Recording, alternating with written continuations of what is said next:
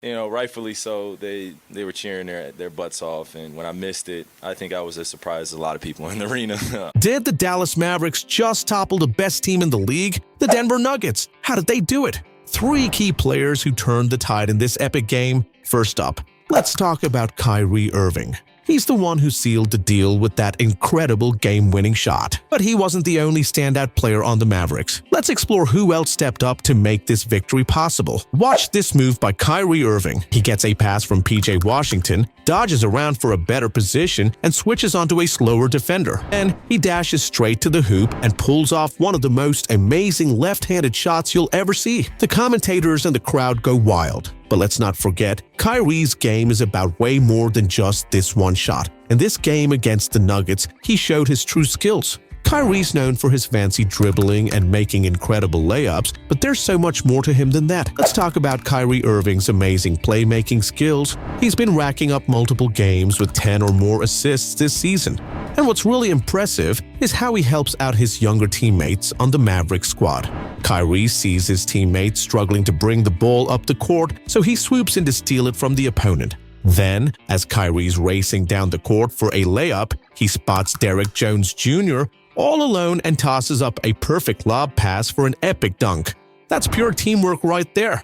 Kyrie's not just about scoring himself, he's all about setting up his teammates for success.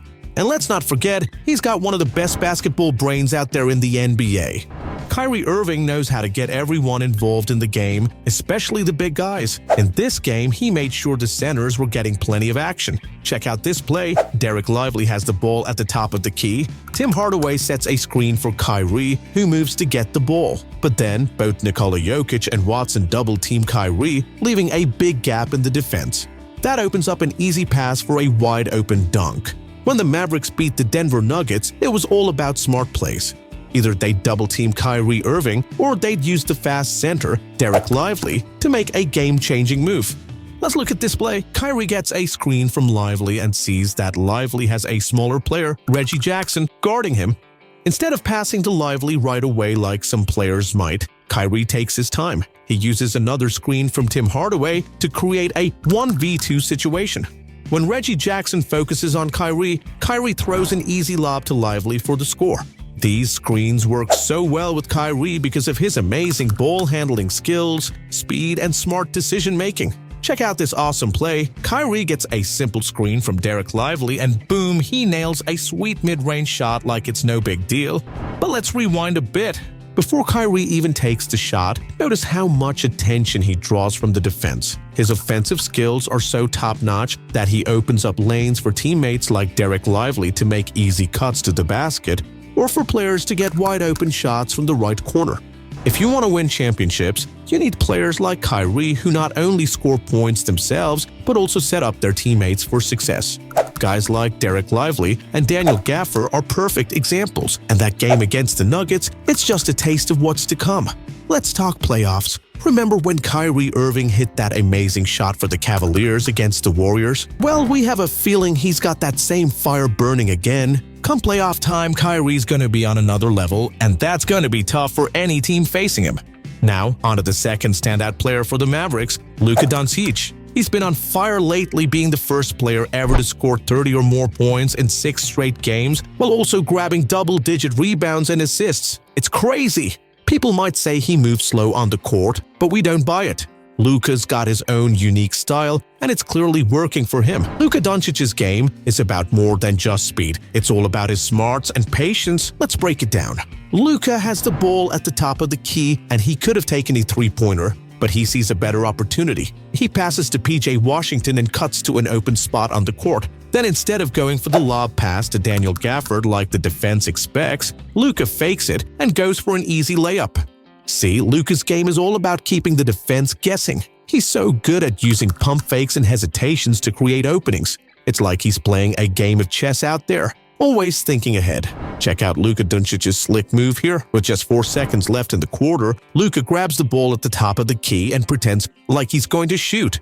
The defender jumps and Luka takes advantage by sliding into an open spot on the court. Now let's pause. Most players might go for a floater in this situation, but not Luka. He spots the block out by Maxi Kleber, creating enough space for him to sneak in for a layup instead. The key takeaway here? Luka's not just about flashy shots, he's all about smart moves and reading the game. Let's talk about Luka Doncic's game. Sure, he's known for his flashy moves, but what really sets him apart are the basics. It's all about patience and using smart moves like hesitations. Just look at the greats like Stephen Curry, LeBron James, Klay Thompson, and Kevin Durant. They all used these same techniques to stay at the top of their game for years, and we believe Luka has what it takes to do the same. Now let's shift gears to the young big man, Derek Lively. He's been catching my eye in every game. Not only does he, having great playmakers like Luka and Kyrie on the team is a huge advantage for Derek Lively. His cutting IQ is off the charts. You saw in that breakdown with Kyrie how he knows exactly when to make his move. Back in the 1980s, the Mavericks were always making it to the playoffs. They had stars like Rolando Blackman and Mark Aguirre leading the team. But things got tough in the 1990s, and they had to start rebuilding. Then in 1998, everything changed. They got Dirk Nowitzki, and he became the heart of the team. With Dirk leading the way, they had their best years ever and even won their first NBA championship. After winning the championship in 2011, the Mavericks went through some changes. As Dirk Nowitzki's career was winding down, the team had to rebuild. They didn't make it to the playoffs for 3 years straight from 2017 to 2019. Then, Nowitzki retired after an amazing 21 seasons with Dallas. But with rising star Luka Doncic, who won Rookie of the Year in 2019, they bounced back. In 2020, they made it back to the playoffs, and in 2022, they even reached the Western Conference Finals for the first time since winning the championship in 2011. Back in February 2020, the Mavericks hit a big milestone. They sold out their 815th consecutive game, breaking an NBA record. This streak started way back on December 15, 2001. It's been going strong, even including 67 playoff games. That makes it the longest streak in all of North American Major League sports. Unfortunately, Jackson got hurt later in the season, but other players like Popeye Jones stepped up big time. All in all, it was an exciting time for the Mavericks. The Mavericks made a big leap forward. They ended the season with a 36-46 record, which put them at 10th place in the Western Conference. They were just 5 games behind the Denver Nuggets, who were in the 8th and final playoff spot. This improvement was the biggest the team had ever seen in just 1 year and was the best in the whole NBA. Everyone thought the Mavericks would keep getting better and make it to the playoffs for the first time since 1990. They even started the season with a great 4-0 run, but sadly, things didn't go as planned. Roy Tarpley got banned from the NBA for breaking the rules on drugs, and Jamal Mashburn had to have surgery on his knee, ending his season after just 18 games. It was a tough break for the team.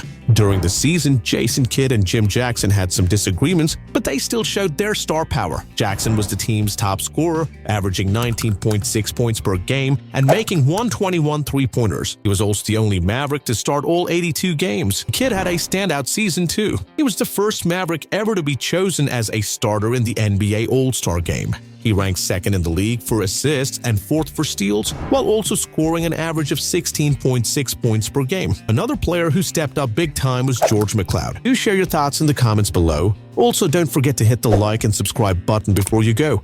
We will meet you in the next one.